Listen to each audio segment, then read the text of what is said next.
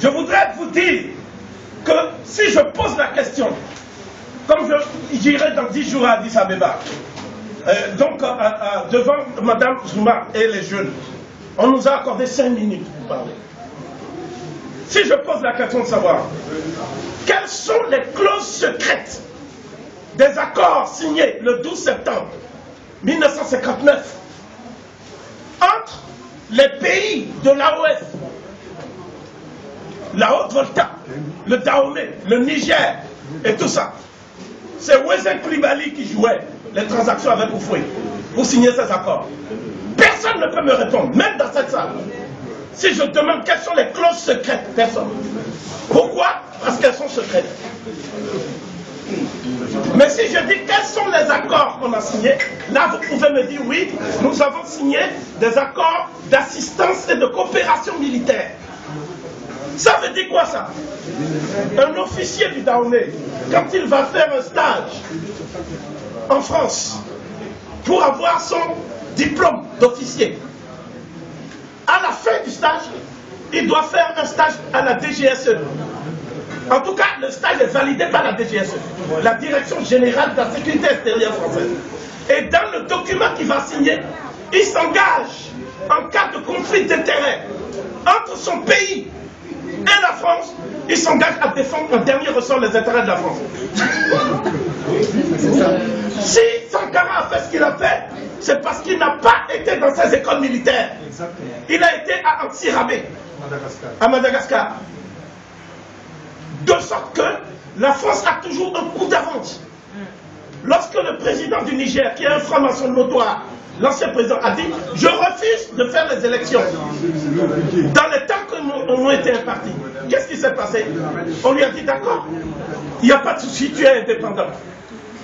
Après, il a dit « Je veux qu'on révise les problèmes de l'uranium là. Parce que j'ai des problèmes, il y a une pression chez moi. » Et là, on lui a dit « Attention monsieur, vous flirtez avec la ligne rouge. Peut-être êtes-vous myope. Vous ne voyez pas la ligne. Mais ça fait qu'elle est rouge là. Vous commencez à arriver. » Non, je parle. Maïna Sarr n'était pas franc-maçon, il a été tué par Madame Wanké.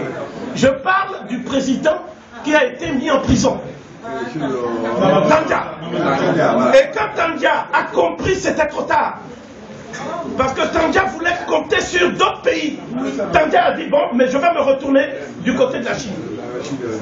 Les gens qui sont dans l'entourage même de Tandja, hein, ce sont des gens qui travaillent directement avec l'attaché militaire de l'ambassade de France à Niamey, qui a plus de pouvoir que le ministre de la Défense du Niger. Donc, lorsque Gbagbo se lève, né à Mama, et dit que lui, il va bousculer ça, mais il va le faire sans verser le sang. Il avait presque réussi à le faire. Au bout de 10 ans, il a payé toute la dette de la Côte d'Ivoire. Oui. Vous imaginez un pays qui est obligé de payer la dette seulement? Ce n'est pas un contrat à durée déterminée, CDI, que nous avons signé avec la France. C'est un contrat à durée éternelle, CDE. Lorsque... Bravo. Je termine sur ça. Les accords, la maman a parfaitement raison, c'est pour ça que j'insiste. Aucun parlement africain n'a été saisi du contenu des accords signés. Jusqu'à aujourd'hui. Je dis même que nous avions paraphé ces accords sans être indépendants. Celui qui a paraphé pour le compte du Dahomey, mon pays en tout cas, il n'est plus vivant. C'est Hubert Maga, un ancien instituteur du Nord Dahomey. Mais qu'est-ce qui est marqué dans les clauses secrètes? Un jour, il y a quelqu'un qui nous a dit, on va vous révéler au moins quelque chose. Parce que lui-même, il a été... S'il vous plaît. Vous n'êtes pas beaucoup évalué. Oui, s'il vous plaît. Vous connaissez pas des choses graves et puis on s'amuse. Oui. Lui-même, cet homme qui est un Français, je ne parle même pas de nègres maintenant. Il a dit à Mitterrand, nous sommes arrivés au pouvoir. Le moment est venu de dire aux Africains que les choses ne vont plus se passer comme à l'époque de De Gaulle ou à l'époque de Giscard d'Estaing. Nous, on est là maintenant. Jean-Pierre Cotte, on a enlevé du gouvernement. On a dit quoi? Et même les présidents africains ont dit, si on ne l'enlève pas, nous on fait grève, on ne donne même plus le pétrole. Donc quand on a enlevé relevé Jean-Pierre Cotte. Un jour, dans une conférence publique à laquelle j'ai participé, Jean-Pierre Cotte a dit il y a des pays qui, depuis 40 ans, sont en train de payer les intérêts de la dette. Ils n'ont pas attaqué la dette. Alors nous lui avons posé la question de savoir comment on peut payer pendant 4 décennies les intérêts d'une dette. Et c'est là où il a dit le problème il est là. C'est que personne ne sait le montant exact de la dette. Donc, un des combats que les parlements africains doivent mener, c'est l'audit de la dette. Le seul homme qui a osé, il est sous terre. C'est Sankara. Il a dit à Addis Abeba ce que le frère Doumbouya a dit. Tout à fait. Il a dit la même chose.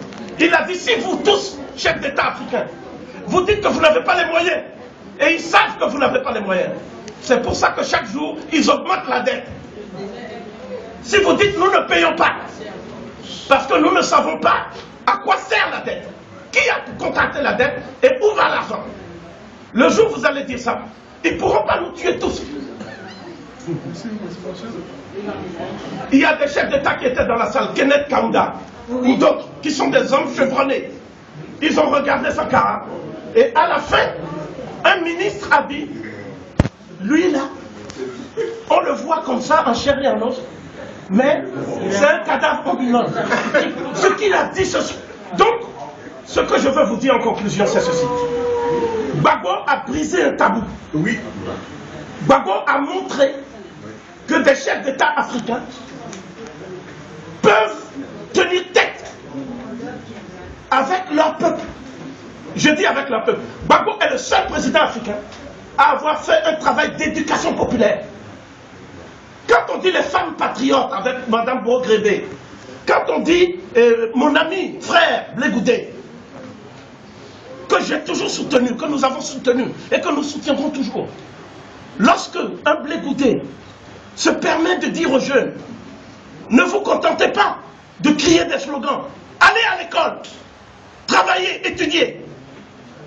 La maîtrise des sciences et des techniques modernes, c'est ça qui va être l'élément déclencheur. J'ajouterai l'argent. L'argent, parce qu'aujourd'hui, nous avons su que même les sciences et les techniques, pour pouvoir les maîtriser, il faut l'argent. Donc le vrai combat, et Gbagbo l'a écrit dans son livre avec Mattei, je termine sur ça. Il a dit, je voulais reconsidérer la question de la monnaie. Je voulais résoudre le problème de la monnaie. Et c'est un hommage que je rends publiquement ce soir. Le professeur Agbohou a effectué des missions en Côte d'Ivoire.